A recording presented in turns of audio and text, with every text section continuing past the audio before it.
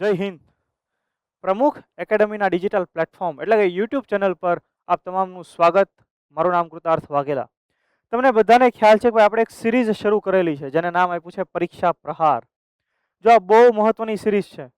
તમે સીસીની તૈયારી કરતા હો કે વર્ગ 3ની બીજી કોઈ પણ તૈયારી કરતા હો, ગુજરાત ગૌણ સેવા પસંદગી મંડળ, ગુજરાત પંચાયત સેવા પસંદગી મંડળ, અને હમણાં તે જુનિયર ઇન્ડસ્ટ્રીઝ ઇન્સ્પેક્ટર એના પણ ફરીથી ફોર્મ ભરવાના શરૂ થઈ ગયા છે. તો તમે કોઈ પણ પરીક્ષાની તૈયારી કરો છો તો આ સિરીઝ તમને બહુ કામ લાગવાની છે. આપણે ખાલી એમસીક્યુ નથી સોલ્વ કરતા, એની આજુબાજુ જે પણ પરીક્ષાલક્ષી માહિતી એ પણ મેળવીએ છીએ, એટલે તમને બહુ ફાયદો થવાનો. જો આ વિડીયો તમને ગમે તો લાઈક કરો. તમારી એક લાઈક અમને એક ફ્યુઅલ પૂરું પાડશે કે અહીંયા પ્રમુખ એકેડમીનો જે યુટ્યુબ પરિવાર છે એ ખરેખર જેન્યુઅન છે, તૈયારી કરવાવાળો વર્ગ છે.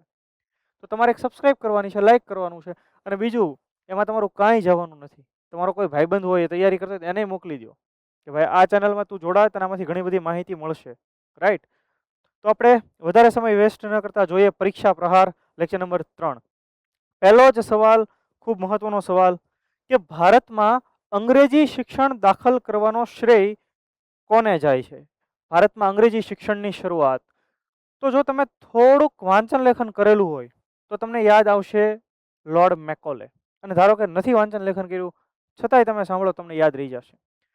1835ની અંદર કે જ્યારે ભારતનો ગવર્નર જનરલ હતો લોર્ડ વિલિયમ બેન્ટિક, 1835માં લોર્ડ મેકોલે નામના વ્યક્તિએ ભારતમાં અંગ્રેજી શિક્ષણ દાખલ કરવું જોઈએ એવા મત સાથે એક રિપોર્ટ રજૂ કર્યો, જેને નામ આપ્યું મિનટ ઓન ઇન્ડિયન એજ્યુકેશન, જેને મેકોલેઝ મિનટ તરીકે પણ ઓળખવામાં આવે છે. અને લોર્ડ મેકોલેમાં કીધું કે ભારતીય લોકોને આપણે અંગ્રેજી શિક્ષણ જ આપીએ. અહીંયા બે મત હતા.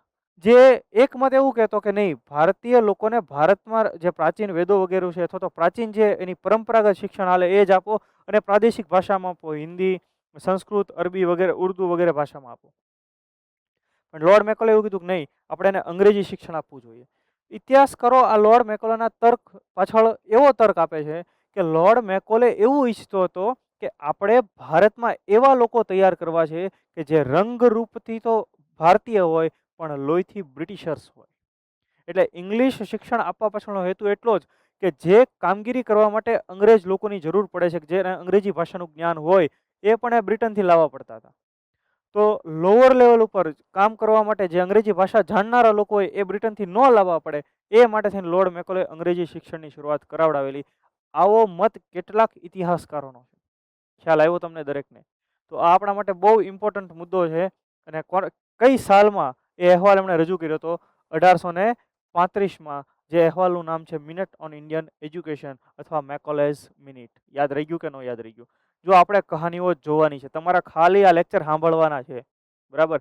પેન પેપર લઈને હારો બેહો, તમે આ સવાલ છે એની આજુબાજુની ડિટેલ લખતા જશો તો તમારી નોટો તૈયાર થશે જ, એમાં કોઈ શંકા નથી.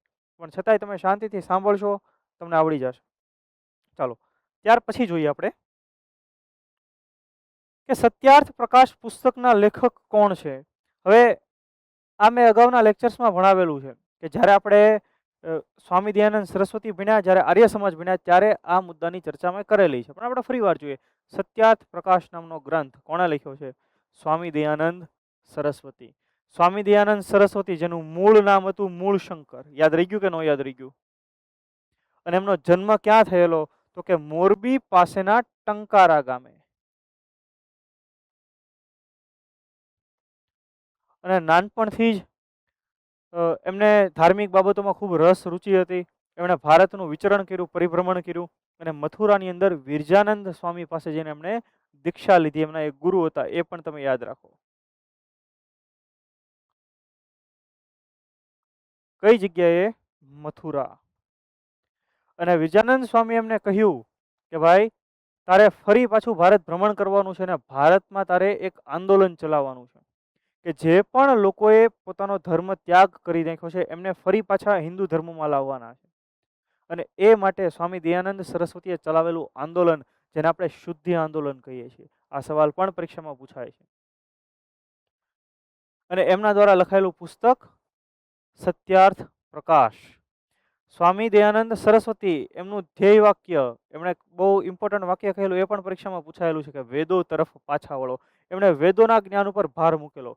મૂર્તિ પૂજાનો એમણે વિરોધ કરેલો અને એમણે કહેલું કે હિન્દુસ્તાન એટલે કે હિન્દુસ્તાન એ ભારતીય લોકો માટેનું છે,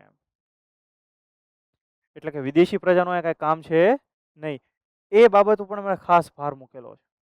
ખ્યાલ આવી રહ્યો છે તમને? જો આ બધા એવા ઇમ્પોર્ટન્ટ મુદ્દાઓ છે કે જ્યાંથી એક એક લાઇનમાંથી સવાલો નીકળશે કે ભારતની રાજધાની કલકત્તાથી દિલ્હી ક્યારે ખસેડવામાં આવેલી? આ પણ સવાલ ઘણી બધી વખત પૂછાયેલો છે. તો આ પ્રશ્નનો જવાબ છે 1911. 1911માં જ્યોર્જ પંચમ, બ્રિટિશ પ્રિન્સ ભારત પધારેલા જ્યોર્જ પંચમ, અને ત્યારે આયોજન થયેલું દિલ્હી દરબારનું.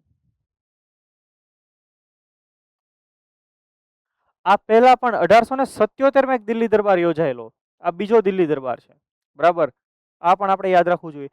તો જ્યોર્જ પંચમ જ્યારે 1911માં ભારત આવ્યા ત્યારે એમણે 2 જાહેરાત કરી. કઈ કઈ? તો પહેલી જાહેરાત કે 1905માં થયેલા જે બંગાળના ભાગલા હતા એ હવે રદ કરવામાં આવે છે. અને બીજી કઈ જાહેરાત? તો કે આ કલકત્તા, તો અહીંયાથી ભારતની રાજધાની કેપિટલ ક્યાં લઈ જવામાં આવે છે? તો કે દિલ્હી ખાતે આપણે નવું શહેર વસાવશું અને એને નામ આપશું ન્યૂ દિલ્હી. આવી જાહેરાત કરવામાં આવી 1911માં, જ્યોર્જ પંચમ જ્યારે ભારત આવ્યા ત્યારે. ભૂલાશે ક્યારે? હવે ક્યારેય નહીં ભૂલાય. આ જાહેરાત થયા પછી આખું નવી દિલ્હી જે શહેર છે ડેવલપ કરવામાં આવ્યું, જેના architect Edwin Lutyens and Herbert Baker, અને એટલે જ આપણે આજે નવી દિલ્હી છે ને લ્યુટિયન્સ દિલ્હી તરીકે ઓળખીએ છીએ. 20 વર્ષ આખી આ રાજધાની તૈયાર થઈ અને 1931માં આ રાજધાની ખરા અર્થમાં મતલબ વહીવટી કામ ક્યારે ત્યાં શરૂ કરવામાં આવ્યું? 1931માં. તો જાહેર થયું તો 1911માં જાહેર કરી દેવામાં આવ્યું, અને 1931 ખરા અર્થમાં ત્યારે રાજધાની ક્યાં થઈ ગઈ? તો કે ન્યૂ દિલ્હી. યાદ રહી જશે બધાને? તો કે હા. જ્યારે એમણે જાહેરાત કરી 1911માં ત્યારે લોર્ડ હાર્ડિંગ ભારતના વાઇસરોય હતા. એ પણ લખી લો તમે, લોર્ડ હાર્ડિંગ. અને જ્યારે આપણે ખરા અર્થમાં નવી દિલ્હી શિફ્ટ થયા ત્યારે ભારતના વાઇસરોય હતા લોર્ડ ઇરવિન. ખ્યાલ આવે છે? જો બધા સવાલો બહુ મહત્વના ઇમ્પોર્ટન્ટ સવાલો છે, અને તમે લોકોમાંથી જે પણ લોકો દિલ્હી ગયા છે અને ખ્યાલ છે ભાઈ લ્યુટિયન્સ દિલ્હી કેવું છે, ત્યાંના રોડ રસ્તાઓ કેવા છે, ત્યાં બધી એમ્બેસીઓ આવેલી કેવી છે, બધા સાંસદ સભ્યોના નિવાસ સ્થાનો બધા છે કેવા છે, અલગ અલગ ઓફિસો કેવી છે, અલગ અલગ સંસ્થાઓના વડા મથકો કેવા છે, બરાબર. એટલે જેને કીધું છે લ્યુટિયન્સ દિલ્હી, કેમ કે આર્કિટેક્ટ હતા એડવિન લ્યુટિયન્સ અને હર્બર્ટ બેકર. મજા આવે છે ને? જો આ બધી સ્ટોરીઓ કહાનીઓ ભણવાની છે, અને મારો હેતુ એવો છે કે ભાઈ તમને જેટલો પણ કન્ટેન્ટ પરીક્ષા લખી છે ને આપવો છે, માત્ર તમારે કામ કરવાનું છે કે ગુજરાતની અંદર પહોંચાડવાની છે આ માહિતી, કે ભાઈ જો ખરેખર તમારે ભણવું હોય, પરીક્ષા લક્ષી ભણવું હોય તો આ ચેનલ સુધી પહોંચો. ડન? ચાલો. ત્યાર પછી મરાઠા અને કેસરી અખબારો કોણે શરૂ કર્યા હતા? અનેક વખત પરીક્ષામાં આ સવાલ પણ આવેલો. મરાઠા અને કેસરી અખબારો કોણે શરૂ કરેલા? તો જવાબ છે બાલ ગંગાધર તિલક, એટલે કે લોકમાન્ય તિલક, જેમણે વેલેન્ટાઇન શિરોલે ભારતીય અશાંતિના જનક કહેલા છે, કેમ કે બહુ ક્રાંતિકારી દિમાગ એનું હતું, અને ભારતીય લોકોમાં જાગૃતિ ફેલાવવા માટે છે ને આ બંને સમાચાર પત્રો એમણે 1881ની સાલમાં શરૂ કર્યા, 1881, બરાબર. યાદ રાખજો કઈ ભાષામાં? તો મરાઠા જે છે એ અંગ્રેજી ભાષામાં હતું. યાદ રહી જશે, હવે કોઈ દિવસ ન ભૂલાય. કઈ ભાષામાં? અંગ્રેજીમાં. અને કેસરી જે છે એ મરાઠી ભાષામાં હતું. તો આ પણ યાદ રહી જશે હવે તમને, ક્યારેય ભૂલાશે નહીં. ડીપમાં સવાલ કાઢવો હોય તો આવી રીતે સવાલ પૂછે. અને એમણે દરેક લેખો આની અંદર નાખ્યા, જે સરકાર વિરોધીઓ બધા લેખો નાખ્યા. તમને ખ્યાલ છે 1896-97નો સમયગાળો કે જ્યારે પુનાની અંદર પ્લેગ રોગ ફાટી નીકળેલો, અને ત્યારે ચાપેકર 3 ચાપેકર બંધુઓએ પ્લેગ કમિશનર રેન્ડની હત્યા કરી નાખેલી, અને એમનું થોડુંક સમર્થન કરતો લેખ પણ તિલક સાહેબે એમના સમાચાર પત્રોની અંદર પબ્લિશ કર્યો, અને પછી એમની ધરપકડ કરી અને એમની ઉપર રાજદ્રોહનો કેસ લગાડવામાં આવ્યો અને એને મ્યાનમારની માંડલે જેલમાં મોકલી દેવામાં આવ્યા હતા. અને ત્યાં એમણે જે પુસ્તક લખ્યું એ પુસ્તકનું નામ પણ ખૂબ ઇમ્પોર્ટન્ટ છે, જે છે ગીતા રહસ્ય. ખ્યાલ આવે છે? તો આવો સવાલ પણ પૂછાય કે નીચેનામાંથી કયા વ્યક્તિને ભારતીય અશાંતિના જનક તરીકે ઓળખવામાં આવે છે? બાલ ગંગાધર તિલક. એમણે શિવાજી જયંતિ, શિવાજી મહારાજની જન્મ જયંતિ ઉજવવાની શરૂઆત કરી. એમણે ગણેશ ચતુર્થી ઉજવવાની પણ શરૂઆત કરેલી છે. આ બધાય સવાલો, જો હું જે એક એક લાઈન બોલું છું ને, ઇમ્પોર્ટન્ટ છે, ત્યાંથી સવાલો નીકળેલા છે, એક એક લાઈનમાંથી સવાલો નીકળેલા છે. તો શિવાજી મહારાજની જયંતિ,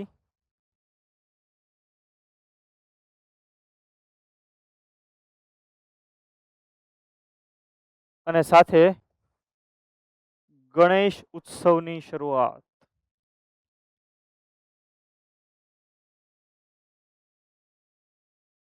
તો બાલ ગંગાધર તિલક, લાલ બાલ અને પાલની ત્રિપુટી, જેને આપણે જહાલવાદી ત્રિપુટી તરીકે ઓળખીએ છીએ. લાલા લજપતરાય, બાલ ગંગાધર તિલક અને બિપિનચંદ્ર પાલ. મજા આવે છે ને સ્ટોરીઓ સાંભળવાની? ગુડ. ચાલો, ત્યાર પછી આપણે જોઈએ રામકૃષ્ણ મિશનની સ્થાપના કોણે કરી હતી? આમાં ઘણીવાર એવું થાય કે ઓપ્શન આપણે જોઈએ રામકૃષ્ણ પરમહંસ એટલે જીકી દઈએ ઓપ્શન એ. વાહેના 3 ઓપ્શન જોવા જાય જ નહીં, એવું ન હોય ભાઈ. અહીંયા સવાલ પૂછાયેલો કે રામકૃષ્ણ મિશનની સ્થાપના કોણે કરી હતી? તો એમની સ્થાપના રામકૃષ્ણ પરમહંસના શિષ્ય એટલે કે સ્વામી વિવેકાનંદે કરેલી. બરાબર. તો 1897 નો સમય કે જ્યારે સ્વામી વિવેકાનંદે રામકૃષ્ણ મિશનની સ્થાપના કરી. એમના ગુરુના કહેવાથી, એમનો જે ગુરુનો જે સંદેશો હતો એને ફેલાવો કરવા માટે રામકૃષ્ણ પરમહંસ કે જે કાલી માતાના પૂજારી હતા,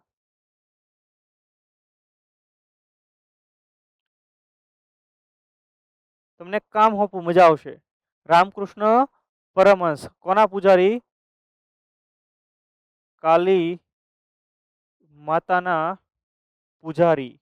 અને એમના શિષ્ય કોણ? સ્વામી વિવેકાનંદ, કે જેમની જન્મ તારીખ આપણે રાષ્ટ્રીય યુવા દિવસ તરીકે ઉજવીએ છીએ. બરાબર. યુવાન ધારે તો શું ન કરી શકે. બરાબર. એમણે રામકૃષ્ણ મિશનની સ્થાપના કરી, જેમનું એક જ ધ્યેય વાક્ય, કે એમનો એક જ ઉદ્દેશ્ય કે માનવ સેવા એ જ પ્રભુ સેવા.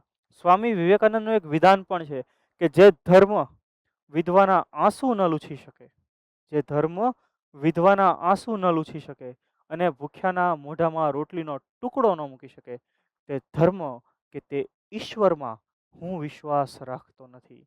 આ વિધાન કોનું છે? સ્વામી વિવેકાનંદનું છે. એટલે એમણે માત્ર સ્પિરિચ્યુઅલ એક્ટિવિટી નહીં, ગરીબોની સેવા કરવી એના માટેના ખાસ શબ્દ પણ આપેલો છે. આ પણ યાદ રાખો, દરિદ્ર નારાયણ.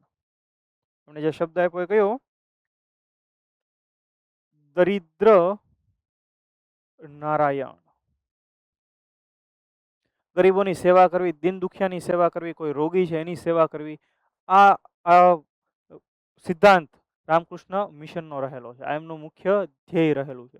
અને એટલે જ એમનું જે ધ્યેય વાક્ય હતું એ હતું માનવ સેવા એ જ પ્રભુ સેવા. ભૂલાશે ક્યારેય આ વસ્તુઓ? ક્યારેય ભૂલાવી ન જોઈએ. ઇવન તમને ક્યારેય કોઈ મેન્સમાં પૂછાય ને, જો તમને એટલી વસ્તુ યાદ હોય ને તો તમને યાદ રહી જશે. હવે તમે કમેન્ટ બોક્સમાં એટલી તો કમેન્ટ કરો, સ્વામી વિવેકાનંદનું મૂળ નામ શું હતું? બરાબર. અને હારવાર એ તમે ગોતો કે રામકૃષ્ણ પરમહંસનું મૂળ નામ એ શું હતું? સ્વામી વિવેકાનંદ આપણે બધાને ખબર હોય, બરાબર, કે નરેન્દ્રનાથ દત્ત. પણ રામકૃષ્ણ પરમહંસ જેમના ગુરુ હતા સ્વામી વિવેકાનંદ, એમનું મૂળ નામ શું હતું એ પણ તમે કમેન્ટ બોક્સમાં કમેન્ટ કરો. બરાબર. થોડુંક ગૂગલ કરો, થોડુંક R&D કરો, મજા આવશે તમને. ચાલો, ત્યાર પછી જોઈએ કે મુસ્લિમ લીગની સ્થાપના કયા વર્ષમાં થઈ હતી? મુસ્લિમ લીગની સ્થાપના કયા વર્ષે કરવામાં આવેલી? તો એ વર્ષ છે 1906. અહીંયાથી પણ ઘણા બધા સવાલો નીકળેલા છે. ઘટના એવી થાય છે કે 1906 જ આઈ થિંક ઓક્ટોબર માસનો સમયગાળો, ઓક્ટોબર મહિનો હતો, કે 45 જેટલા મુસ્લિમ આગેવાનોનું એક પ્રતિનિધિત્વ વાઇસરોય મિન્ટોને મળે છે શિમલા ખાતે. બરાબર. અને માંગણી કરે છે કે ભાઈ ભારતીય રાષ્ટ્રીય કોંગ્રેસ છે તો કે એક ખાસ સમુદાય માટે કામ કરે છે, તો મુસ્લિમ સમુદાય માટે પણ કામ કરે એવી કોઈ અલગ સંસ્થા હોવી જોઈએ. ઉપરાંત કે ભાઈ મુસ્લિમોના હિતોનું પણ કંઈક ધ્યાન રખાવવું જોઈએ. આવી અલગ અલગ કંઈક માંગણીઓ કરવામાં આવે છે. તો લોર્ડ મિન્ટોને ક્યારે મળે છે? 1906માં ઓક્ટોબર મહિનામાં. અને 1906ના ડિસેમ્બર માસમાં જ ઢાકા ખાતે મુસ્લિમ લીગની સ્થાપના થાય છે, કે જેને આ સ્થાપનામાં ઢાકાના નવાબ સલીમુલ્લાહ, પછી આગા ખાન ત્રીજા કે જે એક મુસ્લિમ લીડર હતા, એમણે ખાસ ફાળો ભજવેલો. તો આ વાત 1906ની. અને એવું ઇતિહાસકારો નોંધ કરે છે કે જ્યારે પણ આ શિમલા ખાતે મુલાકાત થાય છે લોર્ડ મિન્ટો સાથે, ત્યારે એ લોકોએ માંગણી કરેલી કે ભાઈ મુસ્લિમોને અલગ મતદાર મંડળ આપવામાં આવે. એટલે લોર્ડ મિન્ટોએ એ વાતનો ત્યારે સ્વીકાર કરેલો કે ભાઈ હા, અમે કંઈક પ્રયત્ન કરીશું એમ. તો તમે જુઓ, આ 1906ની વાત છે. પછી સમયગાળો આવ્યો 1909. 1909માં એક સુધારો આવ્યો, જેને આપણે કહીએ છીએ મોર્લે મિન્ટો સુધારો.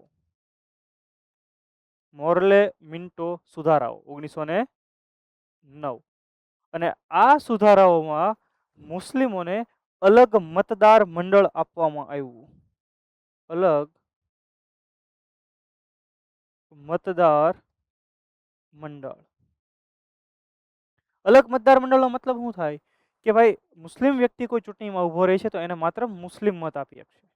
કોઈ અન્ય વ્યક્તિ મત આપી શકશે, અન્ય ધર્મના કોઈ વ્યક્તિ મત આપી શકશે નહીં. એટલે અહીંયાથી ખરા અર્થમાં ભારતના ભાગલાના બીજ વવાઈ ગયેલા. અને એટલા માટે થઈને ભારતની અંદર મુસ્લિમ કોમવાદના પિતા તરીકે આપણે કોને ઓળખીએ છીએ? લોર્ડ મિન્ટોને ઓળખવામાં આવે છે. લોર્ડ મિન્ટો ભારતમાં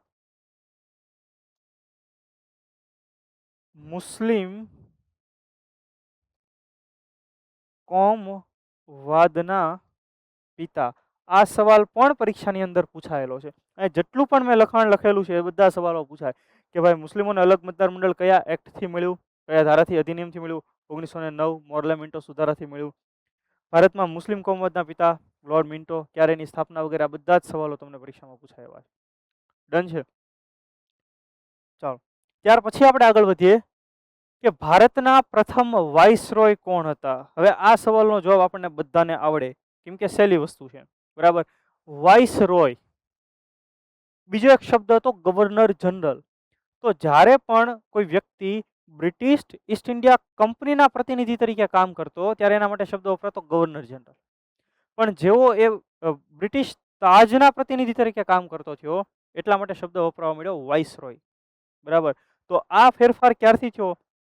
તો કે 1858ના એક્ટથી. 1857ની અંદર સંગ્રામ થયો, ત્યાર પછી ભારતમાં બ્રિટિશ ઈસ્ટ ઇન્ડિયા કંપની એનું શાસન સમાપ્ત થયું અને ભારતની અંદર કોનું શાસન શરૂ થયું? તો કે બ્રિટિશ તાજનું શાસન.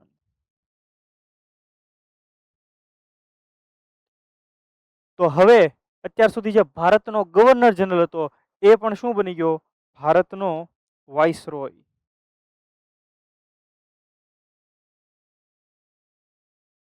ભારતનો વાઇસરોય. અને આ કોનો સમયગાળો? તો કે લોર્ડ કેનિંગનો સમયગાળો. અને એટલા માટે ભારતનો પ્રથમ વાઇસરોય કોણ હતો? Lord canning. હવે કેટલું સરળ છે, એમ યાદ રહી જાય કે નહીં? આ સ્ટોરીઓ છે, આ બધી કહાનીઓ છે, આવી રીતે યાદ રાખવાનું હોય બધું, તો જ મજા આવશે, તો તમને રસ પડશે, રુચિ પડશે. નહીંતર આ વિષયથી ઘણા લોકો ભાગતા હોય, ભાઈ અમને નથી સમજાતું. કેમ? તો કે આપણે એને લાઈન ટુ લાઈન વાંચવા મળીએ છીએ, આપણે એને કડીઓ નથી જોડતા. માત્ર આની જે પણ વિષય આપણે ન ખબર પડે એમાં કડીઓ જોડવાની છે આપણે. એ જ્યારે લિંક જોડતા આપણને આવડી જશે ને એટલે ગમે એ વિષય હેલો લાગશે. ઓકે.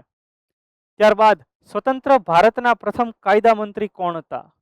આપણે બધાય જેમને ઓળખીએ છીએ કે જેમણે ભારતીય બંધારણ ઘડવામાં ખૂબ મહત્વનો ફાળો ભજવેલો છે. જો ડૉક્ટર બાબા સાહેબ ભીમરાવ આંબેડકર અને ગાંધીજી, આ બંને વચ્ચે વૈચારિક મતભેદો હતા. આપણને ખ્યાલ છે, બરાબર, પુના પેક્ટ બંને વચ્ચે થયેલો. કેમ કે બાબા સાહેબ આંબેડકરે જ્યારે બીજી ગોળમેજી પરિષદમાં અલગ મતદાર મંડળની માંગણી કરી, ત્યારે ગાંધીજી એમનો વિરોધ કરેલો. ભલે બંને વચ્ચે વૈચારિક મતભેદો હતા, છતાં પણ મહાત્મા ગાંધી એવું કહેલું કે જો તમે કેબિનેટની અંદર બાબા સાહેબ આંબેડકરને નહીં રાખો તો એમનાથી એમને કોઈ નુકસાન નથી, પણ આ દેશને ચોક્કસ નુકસાન છે. તો ભારતના પ્રથમ કાયદા મંત્રી ડૉક્ટર બાબા સાહેબ ભીમરાવ આંબેડકર, બહુ સન્માનનીય વ્યક્તિ. અને આજે ભારતની અંદર જે બાબતો છે કે જે સુધી ભારત પહોંચ્યું છે એમાં એમનો ખૂબ ફાળો રહેલો છે. બરાબર. ત્યાર પછી 1857ના વિપ્લવની શરૂઆત ક્યાંથી થઈ હતી? દિલ્હી, મેરઠ, ઝાંસી અને કાનપુર. આ સવાલ યાદ રાખવો જરૂરી, આની તારીખ પણ યાદ રાખવી જરૂરી છે કે ખરેખર કઈ તારીખ નક્કી કરવામાં આવેલી સંગ્રામની શરૂઆત માટે થઈને, એ પણ. હવે તમે જુઓ,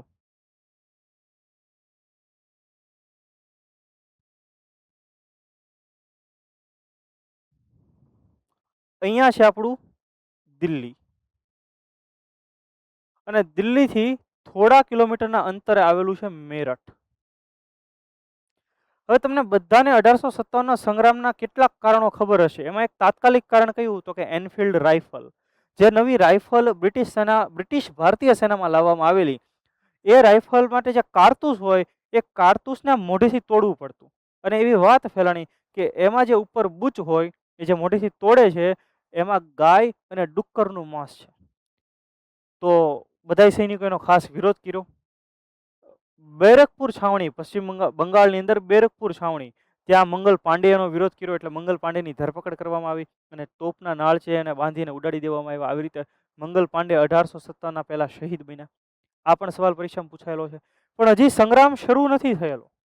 ઘટના શું થઈ કે મેરઠની અંદર પણ એક છાવણી હતી. છાવણી એક પ્રકારે જેને આપણે કેન્ટોનમેન્ટ કહીએ. તો મેરઠમાં પણ સૈનિકોએ ના પાડી કે ભાઈ અમે આ કારતૂસ વાપરવાના નથી. તો એ સૈનિકો ઉપર કોર્ટ માર્શલ કરવામાં આવ્યું. સૈનિકો પર જે કેસ ચાલે ને આપણે કોર્ટ માર્શલ કહીએ. અને એ બધા સૈનિકોને સજાઓ આપવામાં આવી. તો એમને બચાવવા માટે એમના બીજા બધા મિત્રો, જે સાથી સૈનિકો, એમણે ખાસ બળવો કર્યો. અને ત્યાં બીજા કેટલાક અંગ્રેજ અધિકારીઓ હતા, મેજર હ્યુસેન યસ સમથિંગ એવું કંઈક નામ, એની હત્યા કરી નાખી. અને આ બધા સૈનિકો મેરઠથી ક્યાં આવી ગયા? દિલ્હી. 10 મેનો આ સમયગાળો, 10 મે 10 મે 1857. એટલે સંગ્રામની ખરી શરૂઆત ક્યારથી થઈ? 10 મે 1857 મેરઠથી. તારીખ નક્કી બીજી કરેલી હતી, 31 મે જેવી તારીખ નક્કી કરેલી હતી કે ભાઈ ત્યારે એક હારોર આપણે બધા વારો પાડશું. પણ એડવાન્સમાં થોડુંક કામ થઈ ગયું. બરાબર. જે અહીંયા સૈનિકોને જે સજા ફટકારવામાં આવી એટલે બીજા બધા સૈનિકોએ ત્યાં અંગ્રેજોની હત્યા કરી નાખીને બધા ક્યાં આવી ગયા? મેરઠ. મેરઠથી દિલ્હી. દિલ્હીમાં એ સમયે મુગલ બાદશાહ બહાદુર શાહ ઝફર, આ નામ પણ આપણે યાદ રાખવું જરૂરી. બહાદુર શાહ ઝફર. આ ઝફર એનું તખલ્લુસ છે. તખલ્લુસ એટલે કોઈ કવિ, કોઈ લેખક હોય, એમણે જે નવું એક નામ ધારણ કર્યું જેને આપણે તખલ્લુસ કહેતા હોઈએ છીએ. બરાબર. જેમ કે બરકત અલી વિરાણી, જે કયા નામે ઓળખાય? બેફામ તરીકે ઓળખાય. કે નયનને બંધ રાખીને મેં જ્યારે તમને જોયા છે, આવી રીતે લગ્ન કરીને ઘણા રોયા છે. આ થોડુંક મારું વેલ્યુ એડિશન છે હો ભાઈ. પણ બરકત અલી વિરાણી એટલે કે બેફામ, એમાં એનું તખલ્લુસ હતું ઝફર. બહાદુર શાહ ઝફર શેરો શાયરી લખતા હતા. આ સૈનિકોએ એમને પોતાના શહેનશાહ ઘોષિત કર્યા કે ભાઈ હવે તમારા નેતૃત્વમાં અમારે અંગ્રેજો સામે લડાઈ કરવાની છે અને આપણે આઝાદી મેળવવાની છે. 1857નો સંગ્રામની વાત થાય છે હો. તો એ ખરેખર શરૂઆત ક્યાંથી થઈ? મેરઠથી. આપણે કોઈ અન્ય લેક્ચરમાં કોણ કોણ ક્યાંથી લડ્યું હતું એના વિશે પણ માહિતી મેળવશું. જેમ કે ઝાંસી, બરાબર, તો રાણી લક્ષ્મીબાઈ લડ્યા હતા. કુંવરસિંહ બિહારથી લડ્યા હતા. બરાબર. ત્યાર પછી યસ, દિલ્હીમાં બહાદુર શાહ ઝફર અને એના સેનાપતિ બખ્ત ખાં. તો આ બધા અમુક એવી બાબતો છે કે જે પરીક્ષા લક્ષી છે, સવાલો અલગ અલગ પૂછાતા રહેતા હોય છે. તો આઈ વિશ એન્ડ આઈ હોપ કે તમને આ લેક્ચરમાં ખૂબ મજા પડી હશે. સમજાણું ને બધી ડિટેલ, કહાનીઓ યાદ રહીને? બસ આપણે દરેક લેક્ચર આવી રીતે કહાનીઓ સ્વરૂપે ભણવાના છે. બીજા પણ કેટલાક વિષયો છે જેના ઉપર પણ આપણે ખાસ કામ કરવાના છીએ. પણ આપણો હેતુ એકમાત્ર સીધો સાદો સરળ, કે પરીક્ષામાં પૂછાય એવો જ કન્ટેન્ટ તમારા સુધી પહોંચાડવો. બરાબર. જો તમને આ વિડીયો ગમતો હોય તો લાઈક કરો, શેર કરો, તમારા મિત્રો સુધી પહોંચાડો એને. અને પ્રમુખ એકેડમીની ઓનલાઈન એપ્લિકેશન પણ તમે ડાઉનલોડ કરી શકો. જો તમે એકેડમી ખાતે ભણવા નથી આવી શકો એમ, તો તમે ઘરે બેઠા ભણી શકો છો. અત્યારે સીસીની ભરતી રસ્તામાં છે. આપણે સીસીનો સંપૂર્ણ લાઈવ પ્લસ રેકોર્ડેડ કોર્સ માત્ર 4700 રૂપિયામાં જાહેર કર્યો છે. માત્ર 4700 રૂપિયા. જો તમારે મટીરિયલ જોઈએ તો થોડા એક્સ્ટ્રા આપવાના, 6900 રૂપિયા. ડન. બાકી યુપીએસસી, જીપીએસસી ક્લાસ 1, 2, વર્ગ 3 આ દરેક પરીક્ષાઓ માટે પ્રમુખ એકેડમી ખાતે કોર્સીસ ચાલતા હોય છે અને અહીંયા હોસ્ટેલ ફેસિલિટી પણ અવેલેબલ છે. તો તમે પહેલાં તો ગૂગલ કરો, પ્રમુખ એકેડમી વડોદરા સર્ચ કરો, કેમ્પસ વગેરે જુઓ અને વધુ માહિતી માટે તમે કોન્ટેક્ટ નંબર ઉપર કોન્ટેક્ટ કરો. તમને બધું જ ડિસ્ક્રિપ્શનમાં મળી જશે. આપણી ગુજરાતી ટેલિગ્રામ ચેનલ છે, ગુજરાતી ઇન્સ્ટાગ્રામ ચેનલ છે, એમાં પણ તમને અલગ અલગ સવાલો મળી જશે. તો આપણે પરીક્ષાલક્ષી કામ કરવું છે અને જેને પણ પરીક્ષા પાસ કરવી છે તો એ અવશ્ય આ ચેનલ સબસ્ક્રાઈબ કરે. તો ફરી પાછા આપણે નેક્સ્ટ સેશનમાં ભેગા થઈએ. ત્યાં સુધી જય હિન્દ.